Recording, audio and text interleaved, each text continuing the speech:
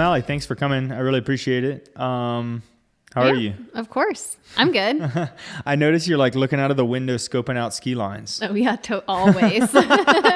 That's awesome. I didn't know how many places all over the world you obviously skied. I just did like a little bit of research and realized you've skied in a lot of countries. I have. Yeah. What are some of the places you've skied? I've skied a lot of places in Europe. So like all the classics, I feel like Chamonix and Verbier. So I was on the Freeride World Tour, so that sort of brought me to a lot of places for skiing. Oh, wow. Yeah. And then I've traveled there with sponsors to ski different things too. Austria. I've skied in New Zealand. Oh, wow. A bunch in Canada. A bunch in Canada, yeah. Yeah, Canada's on my list. Canada's the best. Really? I think. Oh, they always get such good snow. Pillows are so fun. The mountains are so big. The people are so nice. Just for anybody who like might be listening that doesn't know, what's the Freeride World Tour? I mean, I know what it is, but yeah. Explain. So the Freeride World Tour is it's sort of like the surfing world tour where you qualify. And then they take they're the best freeriders around the world, and they have a bunch of different stops, pretty much all in Europe, and you go to each stop and compete.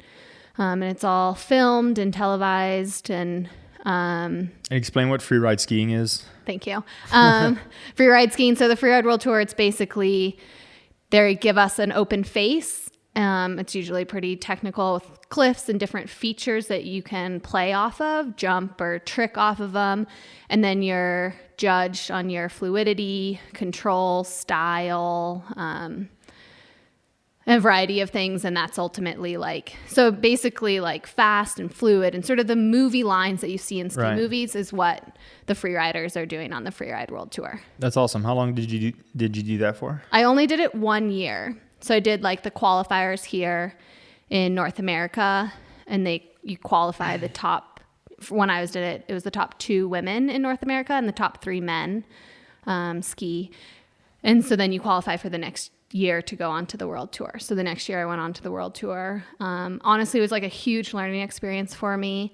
And I met a lot of great people and had a lot of fun in that, but basically was scared every time I competed and forgot how to ski. I just crashed every time, but it was I grew up as a Nordic ski racer from Idaho, and I transitioned to downhill skiing after I graduated from college. So I was still like learning a lot about downhill skiing when I was there, and I'm like there competing with women who I look up to and who are like in TGR or on the cover of Powder, and I'm like here like still figuring out what length my poles should be. Oh wow. So do you think that, I mean, you qualified for the world tour, but once you got out there you had some problems, but you think that was because of skill or nerves? Oh, I think it was nerves. I think it was like I'd never skied in Europe before. 'Cause you had the skill. Yeah, I had qualified, so I definitely didn't ski on the world tour how I ski when I'm home or at the venues in North America. And Europe is just like a whole nother step of huge mountains that like, you're all above Alpine or you're all in the Alpine. So above tree line and stuff. So like even all the venues, like looking at them, I didn't have like very much depth for like how big they were. And so I remember my first run, I thought like, oh, I'll hit that cliff and then hit that cliff and I'll like make like 3 turns between them. And like then in the competition, it was like half of 1 turn between the 2 of them. Or it was smaller than it looked. Yeah, but then other things look way bigger. And like the world tour is also visual inspection only. So here in North America, all of our comps, we can go on the venue and before the comp run. Where on the world tour, you just visually inspect. So you're standing at the bottom with binoculars and you pick out your line. So then having to flip it once you're on top of the venue and like know where you want to jump, what your landmarks are, your trajectory. So it's definitely like a big learning curve. Yeah. And, I feel like I was finally figuring it out, and then it was over. You jumped into the deep end quick, it sounds like. yeah, totally. Well, skiing's just so fun, so I just want to ski all the time. Yeah, it sounds like it. I can tell you're looking out the window picking out ski lines. So. Oh, yes. So, I mean, when you were on the world tour, did you have any good days? Oh yeah, so much. Okay. I think my favorite was Austria. Was so fun. It was good snow for us and just total powder days. And so you're traveling around with all the people on the tour, and they're all these like really fun free riders. So you get to go skiing with all your friends every day. That's pretty cool. Yeah, it's pretty fun. And then it's filmed, so if you eat it, at least you have the footage, right? Yeah. Did you get hurt? I did get hurt a little bit.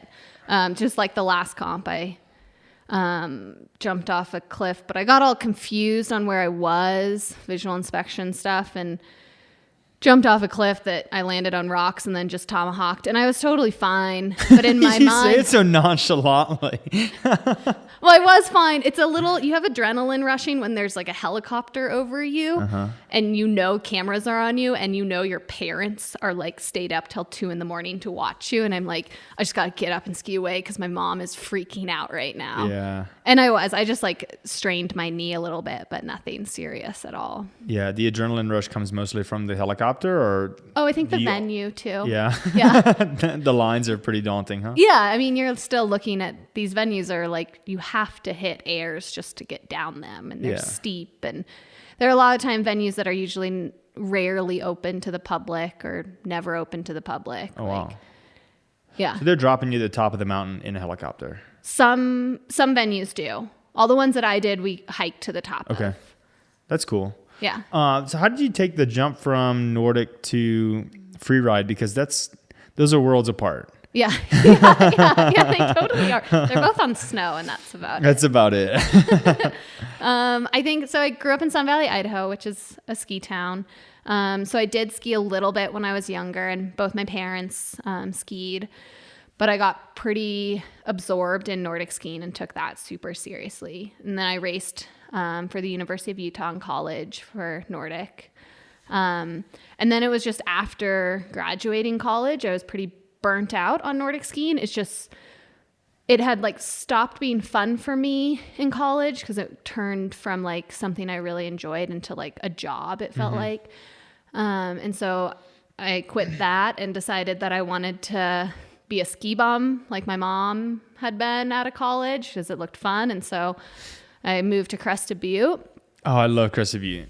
Oh my God, it's the best place. I've actually never been in the winter, though. We always go in the summer. Oh, the summer looks so beautiful. I've heard it's great mountain biking. It's amazing. We've gone like the past like 7 summers in a row. Oh, nice. Yeah. And the town's so small and like friendly. Yeah.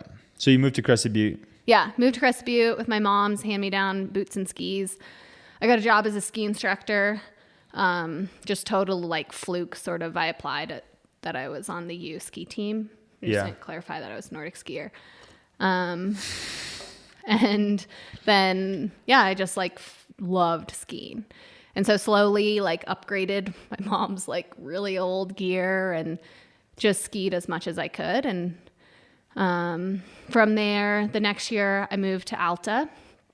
Someone told me that, like a good friend told me that if you're going to be a ski bum, you might as well live where you're skiing powder. Yeah. I mean, Alta gets the best powder, so That's true. Yeah. cool. Some people like to disagree, but they just No, I mean, yeah. If Little Cottonwood Canyon's world class. Yeah, So completely. and the terrain's amazing as well. Yeah, and the community as well. And Yeah. You can get good terrain in Crested Butte, but probably not the powder. not the powder. I have so many friends that live like back in Louisiana or other places around the country, and I always tell them they can come and stay here and we can go skiing, and then they tell me, oh yeah, we have a trip planned to Colorado, and I'm like, this snow sucks. I know. Like, why would you go somewhere with mediocre snow when you could come to a place that gets world-class snow and not spend as much time driving from the airport and have a free place to stay? Yeah. Oh, I completely agree. I don't get it. Colorado has such a hype, but it's like just like a ton of traffic. I think it's because they have a cool flag. Okay. That's a flag. What? I don't even know what the Utah flag is. Yeah. Exactly. Exactly. But you know what the Colorado flag looks like, I bet. do. Yeah. Everybody has it on a hat. Yeah. Totally. So yeah, it's like, it's a hype thing, I think. It is. But that's cool. I mean, Utah's getting busy, but More powder for us. yeah, exactly. Yeah. Actually, for a little while after I moved here, when I would go do cool things, I would hashtag it Colorado. Oh, you would? Yeah. And like, would people be like, "Oh my God, that's so rad. I need to go there." Yeah. Yeah. Yeah. Instead of them coming here. Yeah. Yeah. Just keep it quiet. Yeah, that's fair. But how was living at Alta? Did you actually live in the canyon? Yeah, I got a job at the Alta Lodge, so I worked That's as sick. a server and just skied. And Wow. yeah. Yes. Good life, huh? It was good. Yeah. How long did you do that for? I only lived at the lodge 1 year. And then I also volunteered at the Alta Medical Clinic up there. So the next year I started working as the front desk at the Alta Clinic. Because I always thought I wanted to be a doctor. So I was always like still doing my due diligence to be getting like the credits for applying to med school. Right. And the clinic was super fun. I love medicine, and we're like, the doctor there is like one of my favorite. Like, he's just a buddy of mine. That's cool. But then I could still ski a bunch. Yeah. And So are you like training with like a specific goal in mind at this point? Or are you just like skiing for fun and like whatever happens, just like hucking cliffs and enjoying it and whatnot? Yeah. Just loved skiing and would ski every moment I could. Like at the Alta Lodge, I feel like I had the best schedule. I feel like every ski bum thinks that. So, but I had to work breakfast, and we were done with breakfast by 9:30, and the lifts at Alta open at 9:30. So if I changed really quick, I would miss like 15 minutes. And then I had to be back to the lodge at 4:30 to set up for dinner. Oh, and wow. the Alta lifts close at 4:30. Yeah. So You skied all day. yeah, and I would just like run in to set up for dinner, just like still a mess in my ski stuff. Epic. So how did that turn into the world tour? So then my roommate in the Alta Lodge, she was going to a freeride comp in Crested Butte. And I had like thought I'd be interested in it. So I tagged along, got in off the wait list, and did the comp there in Crested Butte. And I think it was probably, maybe a little bit of beginner's luck, but also I'd spent so much of my life competing in Nordic and competing at like really high levels in Nordic that I felt like this freeride comp was like just super fun. I got to go ski down this like nice face and jump off some things and go have fun, you know? Yeah. I wasn't like representing the US racing somewhere or something. So I just went and had fun. I thought I didn't really do very good on my run, and I just went and skied the rest of the time, like having fun in Crested Butte. And then they were doing the awards, and they started like with 5th place, and I'm like, oh, all these girls did so much better than me. I'm pretty competitive. And then I ended up 2nd, which was a total surprise because I hadn't paid attention. I'd been like just off skiing. Yeah. Which then qualified me for the next day. And so it sort of just like snowballed from there. Wow. It's a lot of fun. And then you really just get to go skiing. Yeah. Yeah. I'm super competitive, so I know what it's like to go down some rabbit holes. Yeah. You like start a thing and you're like, yeah, this is just like a hobby. I'm just going to do this for fun. And then next thing you know, you're like going to great lengths to like train, and like, you just want to win. Yeah. Yeah, totally. And yeah. Yeah. So then you can continue competing for a while, but you don't compete anymore. No. Yeah. So I competed that year. And then the next year I competed and qualified for the world tour. So then I was on the world tour. And so that's why I think too, the world tour is still like pretty brand new to this whole skiing thing. Right. Yeah. Yeah. I mean, I know a few people who have been on the world tour. I've shot, photography for a couple of athletes here, like Blake Ham and stuff like that. Oh, yeah. And he's done that, and he's really good. Yeah, he's really good. And a couple of others, but it seems like it still seems like a kind of a pure scene where it's like just a bunch of people who like to ski. Oh, for sure. Like that's their number one priority. Yeah. It's hard when it's like an awesome powder day the day before your comp run, because you're just gonna go ski powder. Like yeah, it's a good scene. But to go back to like your Nordic background, every time I either go backcountry skiing or ride bikes with someone who was previously a Nordic skier, I get my ass kicked. It seems and it seems like such a brutal sport. It just grinds you, and I have a cycling background and an endurance background, but I think Nordic is like just an even more heightened level of torture. In my opinion, anyway. The couple times that I've done it, it's just been like so painful. And worse than running, worse than cycling, and so I think it just like molds these really like tough people. And it sounds like you're one of those people. But what were you doing, classic or skate skiing or both? I did both. Okay. Yeah, that's sort of what you do as a general high school, they college. all do both. Yeah, I don't know a ton about Nordic skiing. I have a set of skate skis, and I've used them enough times to know that it sucks. It sounds like you know sort of a good amount. But for people at home who don't know, classic cross country skiing is you're basically running up the mountain on skis. Yeah. Yeah. And you do some downhill as well, but it's sort of, is it more rolling or is it more like up and down? I feel like I describe what Nordic skiing is. It's like cross country running, but in the snow. Right, on skis. And yeah, then with skiing is more like literally skating on skis. Yeah. Uphill and downhill. You get to kind of coast on the way down as well. Yeah. Is it mostly those two events, or are there some other things I don't know about? Nope, that's it. And then it's just different distances. What are the distances that you were like most focused on, or were you doing just everything? Yeah, I started just doing everything. There's sprinting, which is sprint in Nordic world is still like 3-4 minutes long. And you do that in heats. And then there's like any distances from 30K to 50K to 100K, which the longest I did was 30K. Okay. That's what in time, how long of an effort is that? It always like depends on the course, and I can't quite, some are really fast courses, but maybe anywhere from like an hour and a half to 2 hours. Okay, cool. Yeah. It's funny because when you said sprint, I like immediately went back to my days as a triathlete. And a sprint triathlon's like like an hour and a half or 2 hour effort. And then you said 4 minutes. But then if you talk to a runner and you said sprint, it's like not 10 seconds to 12 seconds. Yeah, exactly. So it's crazy how that terminology can like mean so many different things. But 4 minute efforts are a special kind of torture. Of hard. Yeah. Yeah, because you basically have to do like 1 minute effort, but don't stop for the next 3 minutes. Yeah, totally. Exactly. When you were doing Nordic at the U, how much were you training then? I don't know. I was training anywhere from like 500 to 600 hours a year. Oh wow! That's how at least in Nordic world we like categorize things as in hours. Yeah, that's how. Yeah, I focus more on hours per week. So but if you multiply it out, that's a lot. Yeah, that's a lot of training. Huh? And mostly all your training's done in the summer and fall. Okay. Because then race season, you have a race every weekend or every other weekend, and you're not training as much then.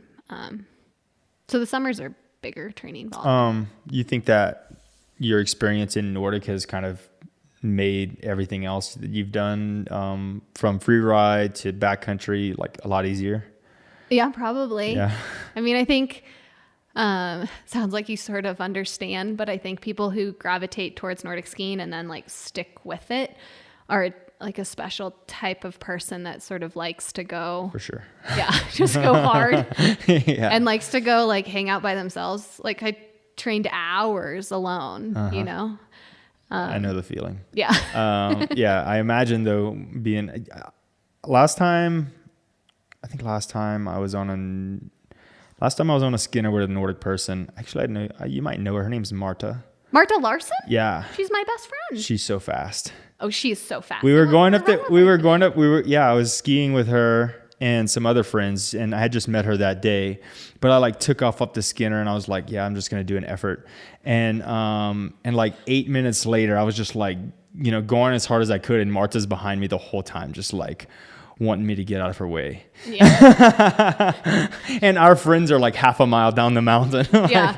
Well, and she's also like so competitive, so she was probably like, I'm not. I have to just stick on him. Yeah. I'll like do anything. Yeah. But yeah, I didn't know you guys were that good of friends. Oh yeah, she was my college roommate, and like we just went for a run. Yeah.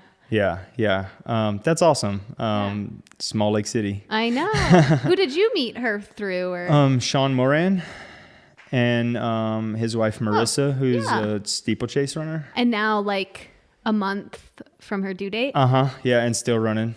Yeah. and skiing and I can't believe biking he's and doing stuff. that. Yeah. Yeah. Yeah. You know, one of the things that I've noticed the most about moving out here is like the level of athletes that are just recreational, like non-professional athletes that are like operating at a really high level. Yeah. It's pretty crazy that there are so many people. And I mean, it's a breath of fresh air for me, but like, you know, coming here from Louisiana, I came here and then all of a sudden I'm just like hanging out with people on the weekends who would otherwise in other places be considered professional athletes. And they're just like doing it with nobody watching. And you seem to fit that category pretty well. And Marta too. Yeah. Yeah, for sure. But now you're more focused on the backcountry. Mm-hmm. When did you make that shift? I just think it's a more comparable to like Nordic skiing. Like, For sure. yeah, you have all the like fitness to go uphill and spend all day out there moving. And then I also really like with the backcountry, you incorporate like all your knowledge and skills and experience and group dynamics and stuff. So it just like takes a lot of thought and planning, a lot more than just like mindlessly skiing a resort, which is also great too. But I really like too with backcountry, you can like pick where you want to go and then get there. Yeah. With the appropriate knowledge and skill. Right. It's more objective oriented and you can actually like, you know, it's more challenging. And the challenge isn't just in the skiing. It's in everything. There's like so many things going on. That's what I like about it. Also the quiet. Yeah. There's nothing worse than like skiing at a resort and just hearing kids crying about cheeseburgers and like, I can't handle the noise. I love just being up there and not hearing anything except the wind. Yeah. Yeah. You bring up a really good point. But when you started backcountry skiing while you were also doing freeride, or was it after? Yeah, I did. And I like knew a little bit from home growing up. But yeah, I really started like actually moving towards it once I got back from the world tour. That's when I took like my Abbey 2 class and just started putting in more days going backcountry skiing. Did you just jump straight in and start going for like really big lines? No, I don't think so. Like now I can't remember, but I mean, I remember skiing Superior for the first time and like with one of my girlfriends, and that was like the most exciting thing. And we got there and we felt so accomplished. And but we had like done the work to get there, you know? Yeah. So that was probably one of the first big lines that you did? Probably. What are some other ones that you remember that you liked the most? I did the Spindrift Couloir off of Storm Mountain. That's a cool one. Yeah, that one was like, I guess I like it now, but in the moment it was pretty scary. Oh my God, it was scary. It's like Spindrift is its name, and it was like spindrifting on us, which is like when snow falls off cliffs and stuff in this little chute, and you have like 4 rappels. And so you're like dealing with ropes and in these like pretty consequential terrain, and then to have like little sloughing of snow on you, and that was definitely a type 2 fun day. Yeah, you weren't enjoying it while you were there. Yeah, I think I was still like laughing, and we were joking about like the burrito we wanted to eat for dinner, but like now, yeah, it was a good experience. Trying to think of other lines. I saw you skied with Cody Townsend in one of his lines. Was that Cold Fusion? Yeah, we did Cold Fusion. Okay, it looked like Cold Fusion. I saw the photo, and that's a good line. I skied that line in like waist deep powder. Oh my God, really? And it was unbelievable. Oh, when'd you do that? It was 2 years ago, I think. Oh, nice. What time of year? Late February, early March, maybe. Oh, nice. Oh. We just like got really lucky. That's awesome, though. Just like, yeah, really lucky. But you guys had a good time too. Yeah, it was good. It was like, I mean, yeah, I guess it was good. I've skied it another time and it like felt like ice. It's just sometimes it's hard to get those lines in like awesome conditions. Yeah. You know, like that one's so north facing and big. Yeah, it's awesome. It's not like the steepest line, but it just kind of keeps going forever. Yeah. And then I love lines that you get to see from town. Right. You can point back at it. Like, or like, I remember after we skied it, we went to Spitz in, I guess Alpine. I don't know what you would call that area, but from the restaurant we could like see the whole line. Oh, cool. And I was like, this is pretty cool. We just skied up there. Yeah, it's so cool. And then let's talk about the winter whirl, because I saw the film, and I guess Salamon produced that, and it was super well done. And so from a photographer standpoint and a filmmaker standpoint, I was super impressed with the quality of the film. So cool. whoever helped you guys with that, or whoever was up there filming, they did a great job. But it also looked just like a really fun outing, and you seem like a spur of the moment, let's just go do some fun stuff type of girl, which is... Don't know if I'm that spur of the moment. Pretty planned. Well, y'all planned that one, but it seemed like a lot of fun, and just really adventurous. So why didn't you tell us about that? Yeah. So the WURL, and it's spelled WURL, and it stands for Wasatch Ultimate Ridge Link Up, which is this really popular route here in Utah. I'm sure you know that. That's like the horseshoe of Little Cottonwood Canyon, that it's gaining traction in the ultra running community and becoming a pretty popular thing for people to do in the summer. And so it's something that I've always been obsessed with running it. And like skiing and living in Little Cottonwood Canyon, it's something I always look at. So I pitched it as skiing it, getting to like pair the place I live with skiing, like my favorite thing, and how backcountry skiing, you can like pick your objective, like you said, and make it happen. And so like the WURL sounds like a fun way to link all these cool lines in the Wasatch by like following this ridge. Now, I'm not sure exactly which route you guys took, but how much scouting did you guys do to like decide, okay, we're going to approach from here and we're going to like knock off that line and then we're going to go back to the ridge? And then what was that like? How'd you guys make some of those decisions? So I'm sure, like, as you know too, skiing around here, like a good amount of it I sort of knew, but I'd never pieced it all together. But Lonnie, my partner in the film, she came out 2 weeks before we filmed the project, and we skied like a bunch of the sections. We basically did like, we picked out the sections that we were the most, that I wasn't familiar with, the like certain areas of them. And so we went to those areas and we didn't really ski anything. We just got eyes on everything and like fine tune some like traverses or sections that like I just didn't quite know how to travel through them. So it was like moving slower on those days to really figure out the places to go. And then she came back 2 weeks later, and I think that was huge because we like had our plan then. And we had the plan too of like, it's so hard in the winter with conditions and stuff to know, like you can't be like, we're going to ski this face and this face. Right. Like, so we had like a bunch of plans of like, if conditions are good, we'll ski this, but If not, yeah, based off the aspect and the avalanche danger. Yeah, exactly. You have to kind of make some smart decisions and keep yourself safe. Yeah. So a couple days, you would say, of like scouting up there? Yeah, we did 3 days in a row that were all like start in the dark, end in the dark, like big days that were super fun and like very convoluted, and like we were doing a lot of hitchhiking because you'd start like bunch of point-to-point skiing. Yeah. And then like, I mean, I've just spent so much time in the range, so there's like that's not really quantifiable. But. Right. Yeah. Like I'm guessing you spent a bunch of time up there in the summer. Yeah. Which helps, at least navigating. Yeah, totally.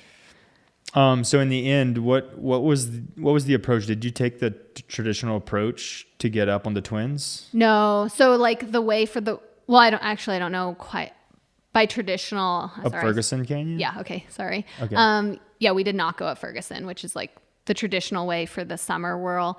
We went up Broad's Fork. Okay. Which is then, I guess, the traditional way in the winter to get to the Twins. Right.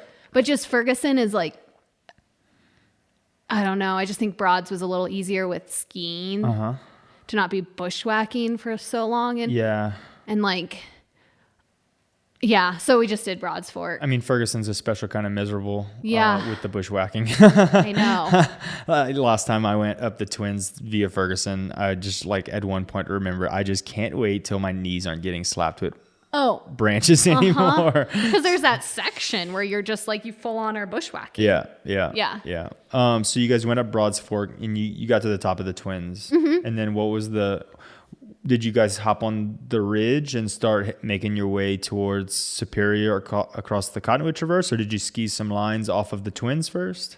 So yeah, we skied east face of Twin. Okay, cool. because that just like was going in the right direction for going down the WURL. And then this was something we debated, like living on the ridge versus skiing lines. And so generally we decided that this was we were skiing and we were skiers. So we didn't live on the ridge like you would on the summer WURL. Yeah. So we just like linked different lines. So we skied the east face of Twin, and then we cut under Sunrise Peak and skied Athie's line. And then we did this other couloir that's unnamed into the Monte Cristo Cirque. And so it was more about like linking different ski lines and then always like coming back up to the ridge, skiing down, coming back up.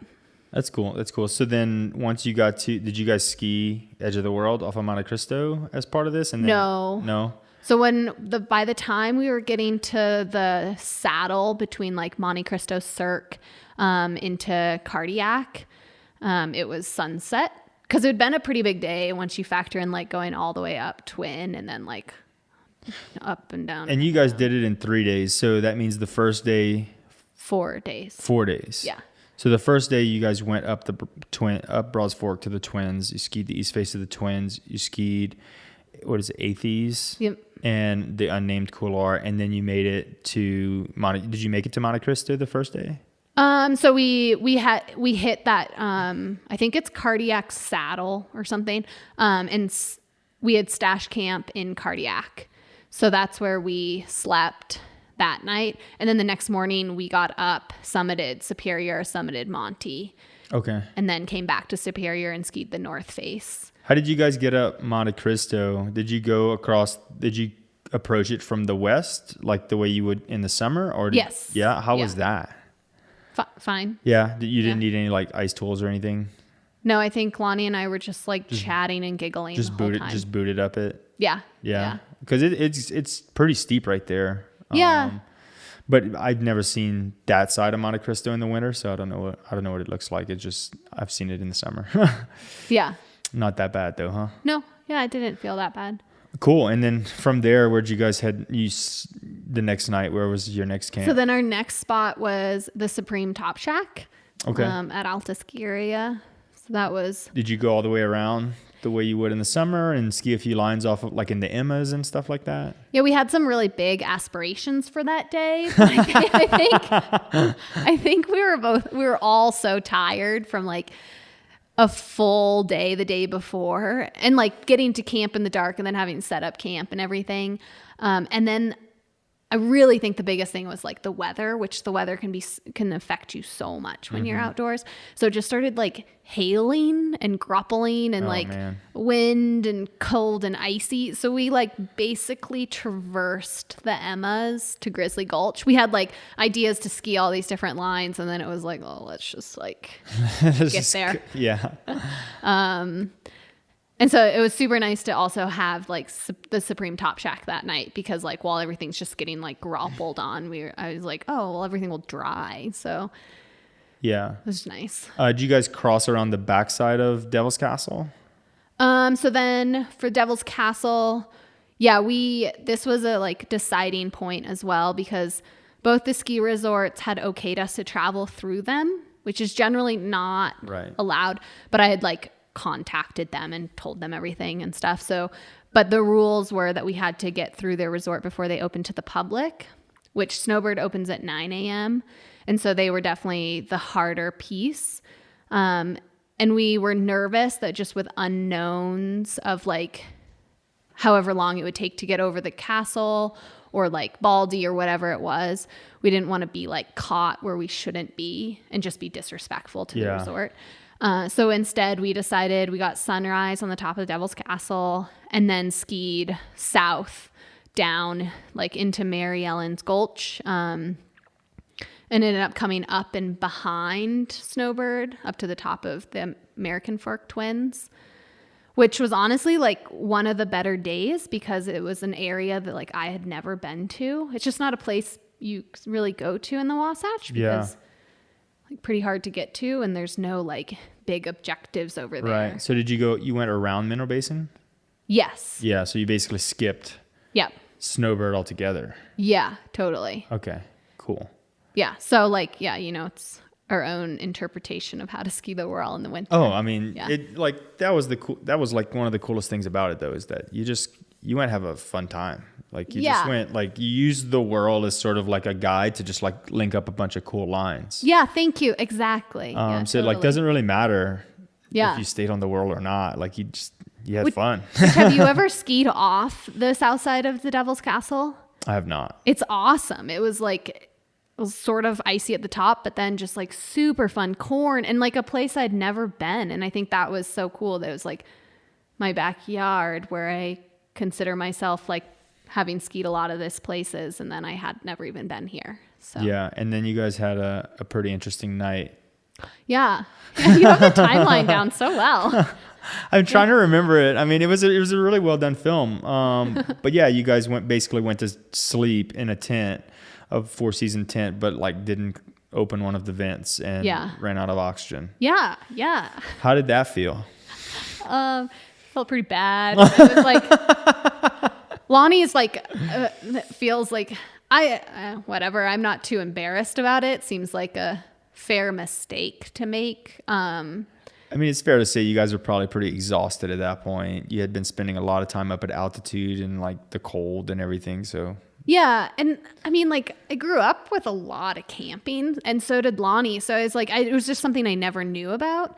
But I don't have a ton of experience winter camping, like some, but not a ton. And then it was like, I mean, in our mind, we were like, well, it's cold, so I'm not going to open these vents. Like that'd be something to do if it was really hot. So yeah, we just went to bed, and I had been sick, which was like very unfortunate. And at least from my perspective, I couldn't breathe, but I just thought it was my sickness and that I was just getting worse. And I was like, you know, I'm like in nursing school right now. And during this trip, I was in nursing school. So I was like self-diagnosing myself. I was like, you know, like, oh, I'm using my accessory muscles to breathe. And, oh, you're starting to get anxious. That also means you're just not getting enough oxygen. Like, just relax. And just like, and I just was sure it was because I was sick and that I was giving myself, like, I had bronchitis or an asthma attack. And then I got into the tripod position to breathe, which is where you're just lean forward, sitting up. And that was when Lonnie and I were both sleeping with earplugs. So neither of us noticed each other struggling to breathe. Oh, wow. That's interesting. Yeah, because I'd been coughing so much and stuff. So we both were just wearing earplugs to sleep. And then me getting up, she was sort of like, wait, you're having a hard time breathing? And she'd been going through all the same things, like anxiety and like, sure, she was just like, I think both of us just thought we were overthinking our breathing. Yeah. Which was just like, just relax. And all I could do was just like think about breathing. And then we opened the tent door, and then it was fine. And we both had like instant relief. Yeah, exactly. That's funny. I mean, I remember I was watching it, and I like noted, you know, the whole like the breathing became an issue, and I was like, I don't think altitude sickness would set in that quickly, and so I don't think this is altitude sickness. I wonder if they need to open the tent. And then it happened, and I was like, dang, that's crazy. But I mean, it's like, I mean, it was a lesson. I'm glad you guys included it in the film, because, you know, like, it's a mistake I could have made. I haven't done a ton of winter camping either, and I consider myself a pretty like avid outdoorsman and mountaineer and stuff, but like I would have probably made the same mistake. So and I've heard of people doing it in like bivy sacks at winter camping, because they like suck into their bivy because they're cold, and then they suffocate themselves. You know, I don't think they like, you do start to get a pretty pounding headache. And I assume you do. But you guys felt okay the next day? Yeah, I didn't feel that awesome. You were still sick? Yeah, I was still sick. And like, I think it was like 2 a.m. when we opened the tent door, and we got up at 5. So like, oh wow, didn't get much sleep. No. And the funny, I mean, I feel like Lonnie's so great because she just laughs so much. And so like, we more just laughed at our situation. And the filmer and the videographer, which I always think it's funny in videos, you never see the other half of the team, you know? Yeah. But we had like we'd done these gear stashes. So 2 different camps of gear. And in the like hustle of all the gear stashing, Lonnie had thrown in this tent that we nearly suffocated in that's so airtight. And then the other tent was a summer tent, totally on accident. And so the videographer and the filmer, like, they both froze that night and had the most airflow through their tent. And then here we are, like, no airflow.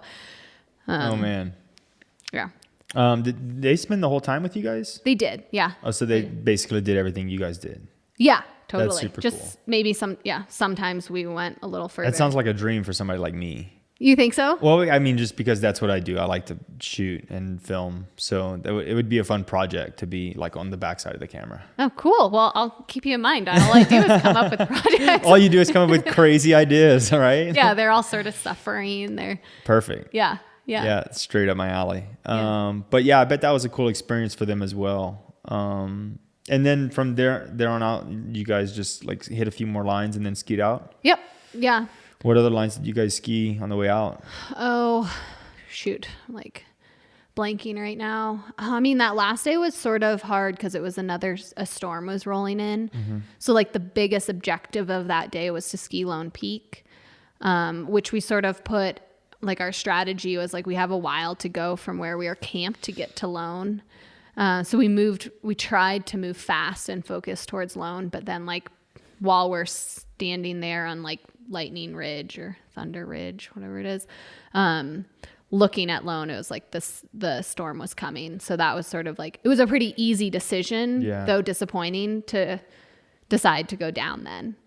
Yeah, I mean, it was, you guys didn't really, I mean, the decision was forced by the weather. Yeah. It was so it's not really an option. Yeah, exactly. It was like, yeah, I mean, people could call it a decision, but it was kind of like the only decision.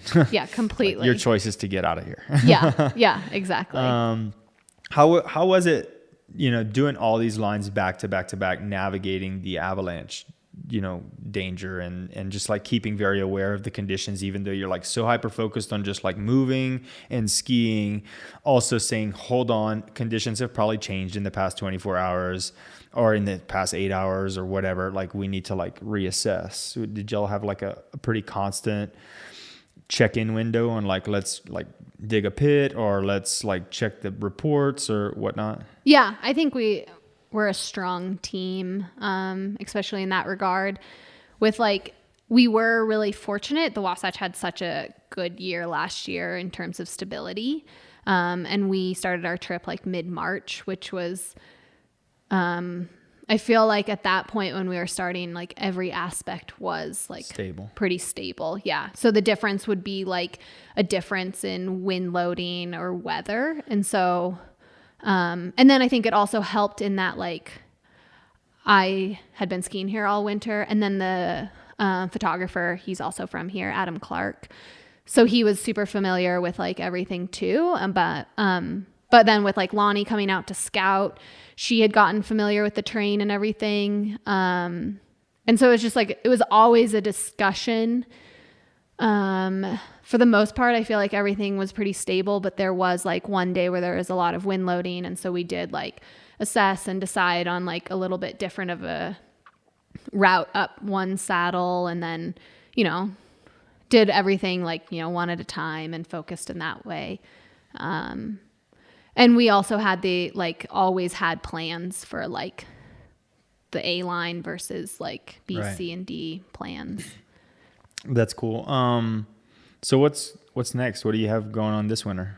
Any crazy plans?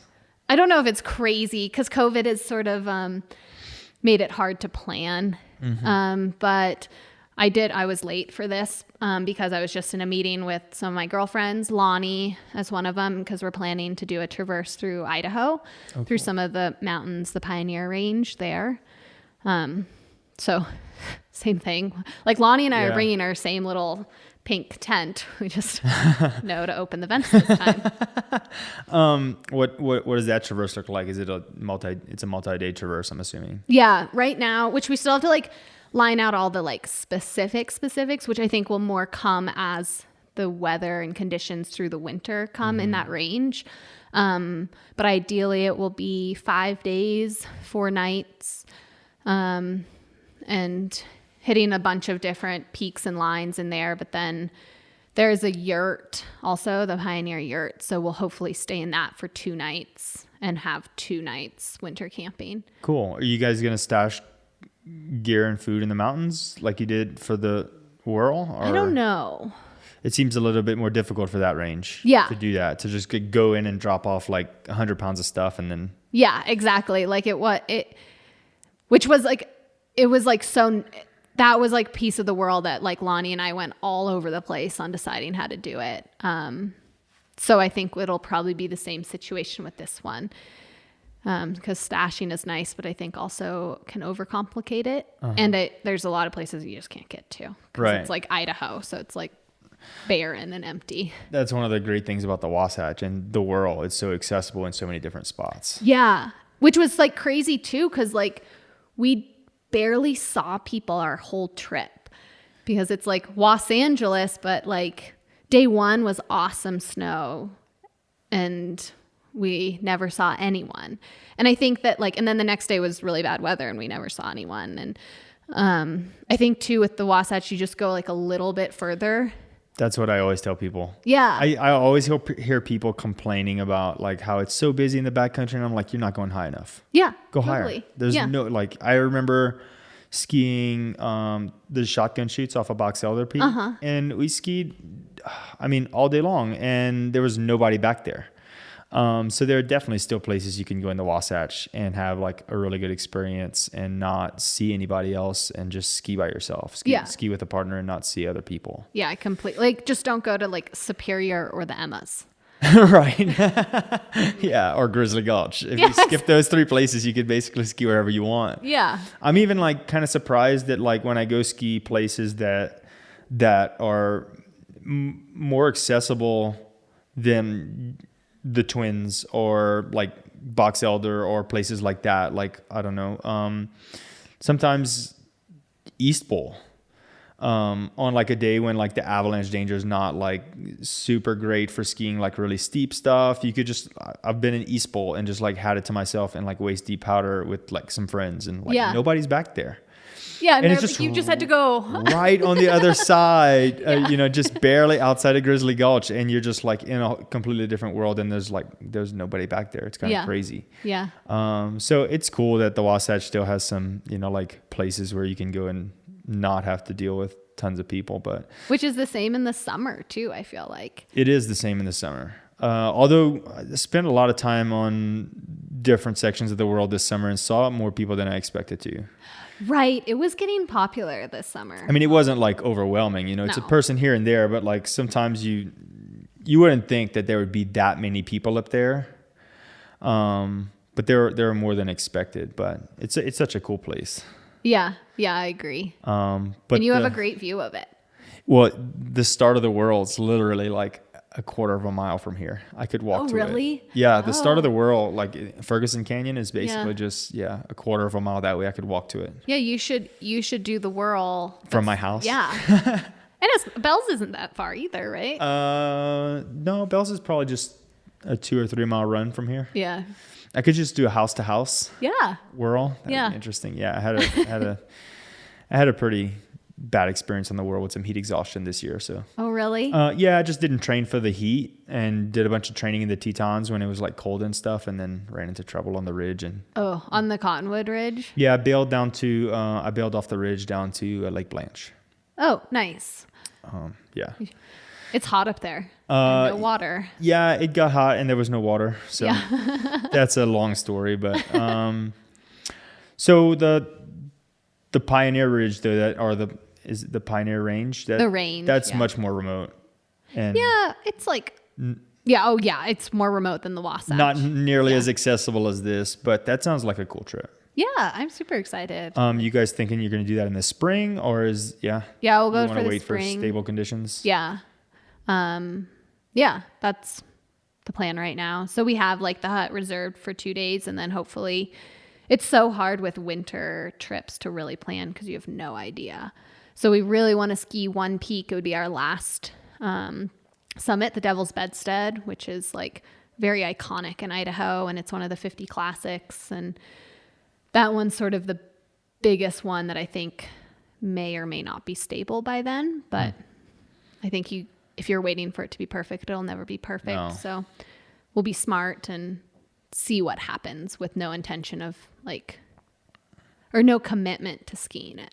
In the summer, you do a lot of running, and you did the WURL in the summer. Was that after or before you guys did your... I did it after, and I've been like obsessed with it for a while. Oh, yeah? I set like one summer I was really serious and trained a bunch on the ridge, and then like got everything set, did all my water caches and everything to do it, and then I got sick. And apparently I get sick a lot, but so I didn't do it. And then I spent the next summer going back and retrieving all my water caches. Well, I got sick and then it snowed. And once it snows, like there's no way you can move quickly on that ridge. Yeah. So then, I went back to do it this year, which seemed fitting after skiing the WURL. And just sort of a beautiful way to like juxtapose the ridge in the summer and the winter. And, and just get to know the Wasatch better. How was that? Did you enjoy it? Yeah. It's pretty cool. Like, I'm sure you get it like when you can see it. Yeah. You know, like it was big and overwhelming to me. And I trained with a lot of intention. Did every section like at least 2 to 3 times and like memorize things. Cause right. Joey Campanelli is a really good friend. Oh, cool. And he had the FKT before Jason just got it. So I talked with Joey a bunch and we're very like-minded. So we sort of like, he told me some of his strategies was basically like know the ridge because every minute you waste doing something, which it's like pretty hard. Like you've spent time up there, like navigating it. You can waste a bunch of time and energy. Well, there are like a lot of like small things you can do to save a lot of time. Yeah, exactly. It's like, it literally is like the little nooks and crannies. Like you remember that like you need to bail off the ridge here and walk around that like down climb instead of like getting cliffed out. And then having to backtrack. And then like, having to backtrack. And like if you don't like remember those things or like on this part of the ridge, you need to be on the north side of the ridge because the south side of the ridge is Chaucy. Yeah. Like stuff like that. And like I've been up there and ended up in a really bad spot. Like probably the most scared I've been was on the beat out somewhere near Bighorn, maybe. Oh, we were on the wrong side of the ridge, and I started up a chimney and quickly realized that every rock I was touching was rotten. Oh no! And I just had like a couple hundred feet of air underneath me, and I was like, man, this is I'm gonna remember this. I'm never gonna be on this side of the ridge right here again. Yeah. But it's little things like that, and the ridge is so big, so there are so many of those little things that you need to remember to like actually perform well up there, and it's not just time; it's also energy. Right. Yeah. If you make a wrong turn, you're like not just wasting time. You're gonna like waste some energy. So yeah, and I feel that too. It's like the more time I spent thinking about it, it was like running an ultra marathon. At least you just follow the trail. Like you can just turn your brain off and follow it, no matter how like technical it is. Where the WURL is like no trail or limited trail, and then you have to be like navigating this ridge and be on because you're doing some pretty exposed moves. And when your brain can get tired, you could totally get brain fatigue. And I think my first time on the Cottonwood Traverse, that happened because I was with someone who was not as fit, and so we ended up going at his pace for most of it. And so what we thought, what I had planned on taking 8 hours took 12 hours. And I was never physically tired, but I was mentally exhausted from just like being up there and being like, the sun's beating down on you. You're making decisions the whole time. It's not mindless. No. So I feel like sometimes moving slower and being just out in the elements is more fatiguing. It totally is. And that section, I feel like is the hardest section. The Cottonwood Traverse? Yeah. Oh, for sure. Just like you've got so much time where you have to be like this, you'd be on. Yeah. You can't just not be paying attention right now. Yeah. When people ask me what the Cottonwood Traverse is like, I'm like, imagine climbing Jenga towers. I don't know what that is. For like Jenga. Oh, Jenga. Jenga. Yeah. Like imagine like climbing up and down Jenga towers for sure. For 4 hours. That's great. You never you just have to test every block. It's just like playing Jenga. Yeah. And the rock is hot and no water. And you have to get up there, which is like 6,000 vertical feet just to get to the ridge. Yeah. It crushes you right away. Yeah. And Ferguson is like a whole nother beast. Yeah, I mean, the bushwhacking is very mind numbing. It definitely will like just kind of destroy your hype and your stoke. Yeah. Right away. He's just like, I don't know, 2 hours of or an hour of bushwhacking, I guess. Probably if you take 3 hours to get to the top of the Twins, there's like at least an hour worth of bushwhacking in there. That's just kind of, yeah, it just kills your vibe. And I'm always afraid of rattlesnakes too in there. Yeah. Especially when you start at 1 o'clock in the afternoon. Is that what you did? Which is what we did. Yeah. So, so hot. Well, the theory that, and it worked out perfectly for my friend who was doing it that day because he trained in the heat, so he was ready for it. Okay. But his theory was to get the Cottonwood Traverse knocked out in the daytime and then basically make it to Cardiff Pass in 7 hours and then spend the night getting basically to the Fife? Yeah, the Fife. Red Pine. Yeah, that's Red Pine Saddle. Yeah, Red Pine Saddle is right before the Fife. So yeah, and then he had like his wife was meeting him there, and I had like food stashed there, and it worked out perfectly for him. He spent like it was totally smart. He spent the daytime on the Cottonwood Traverse. He spent the night getting to Red Pine Saddle, and then he had light for the beat out, getting to Lone and then out. So it worked out great for him. It just didn't work out for me. I mean, and I guess he knew his strengths, right? Right. Like, I know, like I chose to start, which I did it with another girlfriend. But so we chose to start in the middle of the night, so midnight, with the intention I wanted light for the notch off of Lone Peak, which I thought was like one of the scarier parts. And I didn't want to be moving through the night because I felt like that would slow. Well, I was going in with like wanting to get the FKT. So I knew like, oh, really? Moving in the night would slow me down too much. Just like looking at everyone who had done it, the people who had done it fast had like, I might as well use the darkness in the few places there was trail. And I just knew my strengths. Yeah. I might as well start really, really early in the morning. Did you end up getting the FKT? No. So, I beat the time from last year, but a week before Stacy Duray set a new FKT.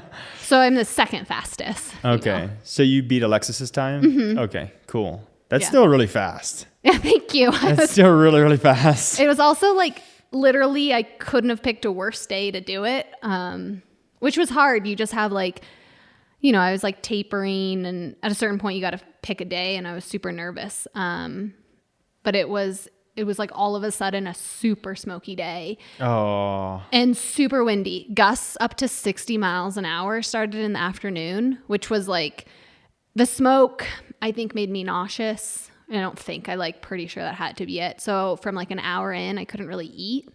And so I was nauseous all day. And then the wind, which whatever, you sort of turn things off. But it had to definitely have affected us. Like I remember working to get downhill because it was like so windy at sections. And unfortunately I couldn't really eat, which is hard on such a long effort. But I threw up 3 times after Lone Peak, and then I felt great. And then I could like run, and I was like, I was like at hour like 19 or 20 at that point, and I was like, oh, I feel good now, but sort of felt shitty all day. The smoke is crushing. And it was really bad this summer. It was. I remember just like wanting to train and just like waking up in the morning and immediately checking the air quality. Yeah, I got every so good. Day, just wanting to like train so bad. Like all I want to do is go outside and ride my bike for 5 hours, and I would like wake up and the air quality was like 130, and I was like, I can't. And then you can't go to gyms either. Because of COVID. Yeah. Right. Yeah. And so it was like, it was a challenging summer. Yeah. I mean, I do feel like, and I don't know, I'd be interested to hear your take on this, but a lot of people from other places with other lifestyles asked me how I was dealing with COVID. And I felt like, I was like, COVID hasn't really affected my life. I play outside with like one other person. Yeah. And not just one other person, but at a time. You know what I mean? Like me and one person go and like climb something or whatever. And like, I spent a lot of time in the Tetons this summer. And that was great. But once the smoke hit, then I was like, Oh, Like, now I can't. Yeah. now COVID's affecting my life. How did you feel? Well, so I'm in nursing school, so I felt it a little more because all my classes yeah. got moved to online, which, I mean, like I strategically started the nursing school at the U so that I would only be in school for one winter. And like, I would take an online nursing school if I could, but they're not quite as good at preparing you. But all my classes turned into online. So half of my nursing school has been online, which is great for being able to like go and play in the mountains and do your class when you want to. Yeah. So I guess I feel the same as you. Like I just play outside and a lot of time alone or like with my boyfriend who I live with. So it hasn't really been, Right. It's definitely different because I am now like in nursing. So clearly I see it there, but no. Oh, and it's much better now because like I remember when COVID first hit, I mean, I was away for a couple months earlier this year and then I came back and I remember coming back and going skiing. We went and like skied in North Superior one day and I got home and I had like posted an Instagram story or something like that. And I got like so shamed. Like people were attacking me for like going backcountry skiing. And I was like, oh dang, like, maybe I shouldn't be doing this. I don't know. I thought that was fine. Like, I didn't think I was going to catch COVID on Superior.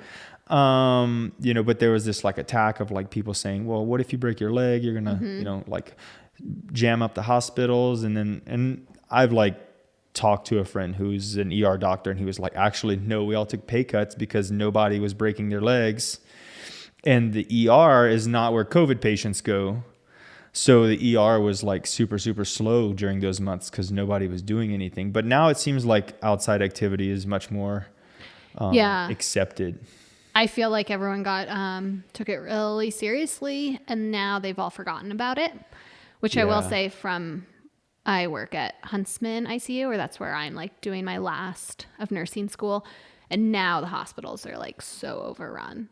When the irony is that back then, it would have been more acceptable. Yes, exactly. And you like also skiing North Superior for you is not a big deal, right? And I think that like that's also like put in your frame of risk and your experience. It's like I try to explain that to a couple people. Like North Superior is not a very steep line. There's not a lot of risk in that line. It's like there aren't many rocks. There's not a lot of danger down there. It's just kind of this short little line that just kind of like mellows out and then you just like go back up. Yeah. So I thought it was a decent decision for that day. Like, and I didn't think twice about it. But apparently, when you have the, I don't know, court of public opinion always like looking on and trying to like judge your actions without understanding it gets out of control. But I don't know, I just turned off social media for a while. Yeah, I think that was smart. It's like social media is sort of can be especially during a pandemic, especially early on because the information was so out of control. Nobody knew what was what. It spread on surfaces. Now it doesn't spread on surfaces. It spreads through conversation. Now it doesn't spread through conversation. So it was a confusing time, but I'm happy that we can play outside again. Totally. It'll be interesting to see what ski resorts do though. Because I feel like last year they shut down when COVID wasn't that bad when you compare it to how it is now. Oh, completely. Like it's so much worse now than it was last year when they shut down. And so it's interesting that any of them are even considering opening.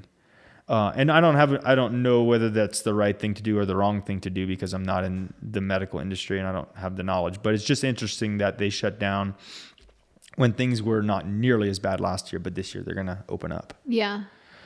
I mean, I don't really know either.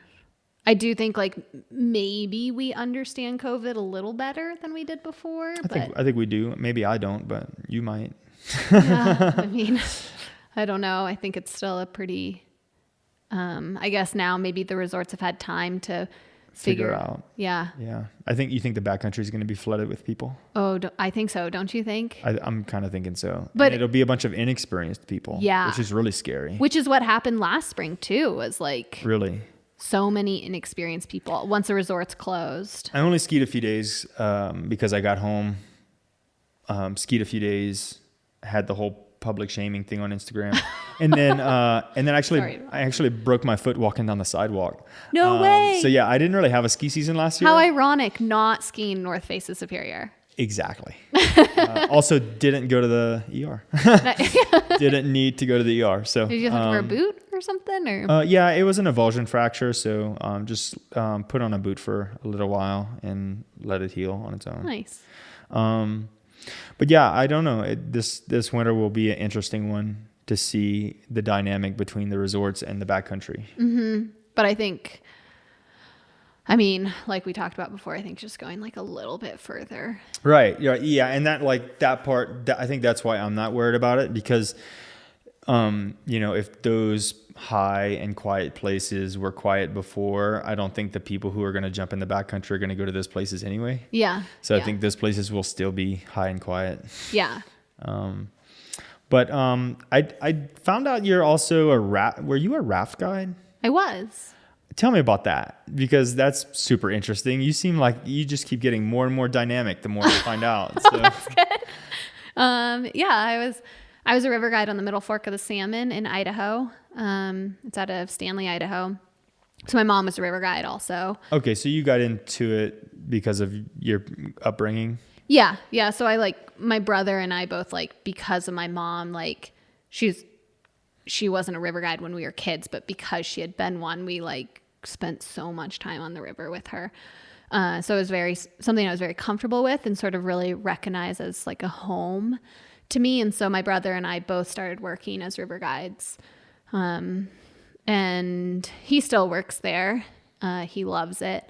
And I loved it too. And it taught me so much. The river is my home, and it's some of the hardest work I've ever done. Because we worked on the Middle Fork, which is a class 4 river. Mm-hmm. And it's anywhere from 6 to 8 day overnight trip.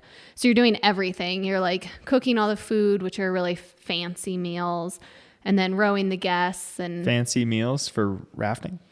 Yeah, they're definitely some bougie customers? Oh, yes. We have glass wine glasses. What? Oh, break them every week. But yeah, they're we set up the tents for the guests. We set up the cots. We have wine at every meal or every dinner, and people just love their comfort. Yes, it's a glamping or a float and bloat, because we just make so much food, and it's all it's good, but you eat it all summer and you're prime rib and chocolate cake. I'm so over it. This seems ridiculous. I'm sorry. I just never knew that there were rafting trips where you could eat prime rib and chocolate cake. Yeah. Out of Dutch ovens. That's crazy. Yeah. How do you feel about it? About what? That experience, people going out on the river to eat prime rib. Oh, so I actually think sometimes the guests can be very annoying, because all of us guides are there because we love the river and love rowing and everything the river is. But I would say my favorite guests and favorite memories from guiding, other than my the crew that I worked with, was introducing people to the wilderness and the outdoors. So it's also, the Middle Fork is in wilderness, and is a scenic river, wild and scenic river. So it's just very, very remote, and there's no cell phones. There's nothing like that. And so seeing one of the guests that stands out the most for me is she had never been camping. She's from Florida. And so she was super intimidated on sleeping in a tent night one. And I sort of talked to her that it would be okay. And by the end, she was sleeping outside under the stars, which she had never seen the stars before, and was so excited about everything. And that was always my favorite, was to get to show people. That's cool. Those pieces, right? And they might enjoy the comforts of having us set up their tent. But some really grew into it. And then I think that ultimately helps with preserving wilderness and outdoor spaces, because now leave with a better appreciation. Yeah. And now this Florida lady is voting for the outdoor spaces. That's cool. Yeah. I hadn't thought about it that way. So that's super interesting that you bring it up. I'm glad we're talking about this. Cool. It was that a pretty regular occurrence? Did all of the customers leave with sort of this newfound appreciation for the outdoors, or did some of them just litter the whole time? And we're pretty strict. We're not about littering. Yeah. But yeah, maybe some were not your favorite. But there was always like the gems and the people that you get to spend so much time with people on the rafts. And that I think was so great too, because I got to meet so many people from all over. And yeah, I think it was, sorry, I like totally lost my train of thought just there, but, That's all right. yeah, for the most part, they were really good people and getting to meet a lot of people. And I think too, for them, they often got to see like the other side, like how hard we worked and what it was like. I was the only girl on the crew. And so I did also experience, it's a very male, industry, like river guides are generally very male. Why is that? It's fine. It was like my brother who's like my best, like such a good friend, my best friend. And then the other guys on the crew were like my brother. Like they took care of me and protected me. It was mostly like guests. Occasionally there would be guests that were pretty, like demeaning or disrespectful. And just sort of like a lot of time people wouldn't want to get on my boat day one. Because I'm like standing there with all these like muscle dudes and people are pretty intimidated. There's rapids like right from the beginning. But by the time the week went on, I got to show them like my strength and that like I could lead and I could row a boat, and that rowing a boat isn't about your muscles. It's about like your finesse. Right. There's some skill involved that goes beyond how strong you are. Yeah. So far from strong. Yeah. And the really cool part about the Middle Fork is we do sweep boats. So they're these like, big gear boats, and that's what we take like 80% of the gear down to camp and then set up camp. And one of us does that each day. And so those two are like they look like this massive thing, and you either have to be really strong or you just have to know the river. And that was always my thing, was I knew where every rock was, so I knew where I was supposed to be. And that's super cool. How long did you do this for? I did it for 6 years or 7 years. Do you think you think you were the only woman doing that just because it's not something that girls traditionally grow up doing? Yeah, I think so. There was like other women on other crews or companies. But I do think it's generally a pretty hard world out there. Like mostly like I noticed that I would just get physically beat up through the season through just like, it's a lot of manual labor and like rowing these big boats. So I think that could be pretty tough. And then I think I also noticed that like the culture of it and sort of this culture of like carrying the heavy thing, rowing the heavy boat, like that I instead like was very respected by my crew, and my like using my brain was my strength. And so like my brother and the other boys I worked with, like not out of disrespect, but wouldn't even like ask me to carry the heavy cooler with them. Like I would go to help them and they're like, no, go find another job. And I was instead like planning all the food and all the like using my brain a lot more, which like my brother will attest. He's like, you figure that out. And then like all the meals are dialed and I can carry the heavy load. And so I think it was a big part in that I wasn't ever trying to prove myself. Yeah, just contributing in a different way. Yeah, knowing that I had a strength that was different than the men's, but still just as like capable.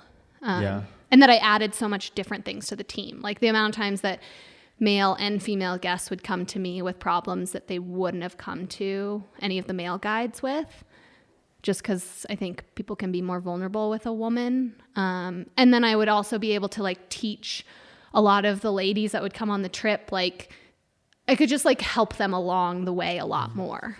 Yeah. Like, I mean, so many people don't even know how to go like pee outside. Right. And like, there's definitely no way a male guide is going to teach an elderly woman how to do that. It's not going to work so good. Yeah. Well, I hope some women and girls are listening, because you're a super inspiring person. Is that something you consider when you like choose projects and objectives and stuff like that to try to, inspire young girls to get out and do things like this? Yeah, that's like, I think that's my biggest goal in everything I do, is I want to inspire and motivate women to get out there, because I think that we are so strong and so capable. I just think sometimes with the way that the cultural norms have sort of dampened women's like motivation to get out, or maybe like I think sometimes women just need a little bit of confidence or a little bit of a boost, but I think that like women are so strong and so capable. And so yeah, anytime I can try to influence and motivate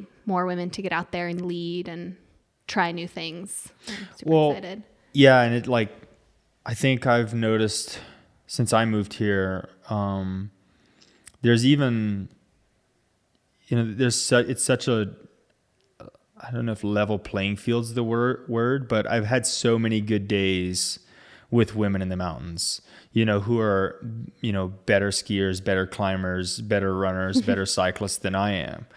And it's like, it's cool because it offers more options for partners, and, you get to like, appreciate the way, I love watching women ski and climb because most of them are way better at it. And so graceful. Yeah, exactly. Yeah. Like I remember, when I first got into climbing, my wife and I both got into climbing, and she was like within weeks bouldering V4. And I was like, I don't even know. I would just look and I'd be like, okay, I can't put my leg like that. Like, I don't have that in my toolbox. Yeah. So I don't know what to do there. But you could muscle through. We were like working on the same, we were working on the same bouldering problems, or like in a lot of cases, she was working on harder bouldering problems than I was, because she was able to do things that I couldn't do, with her body, or like she looked at it a different way, or she like didn't try to muscle it.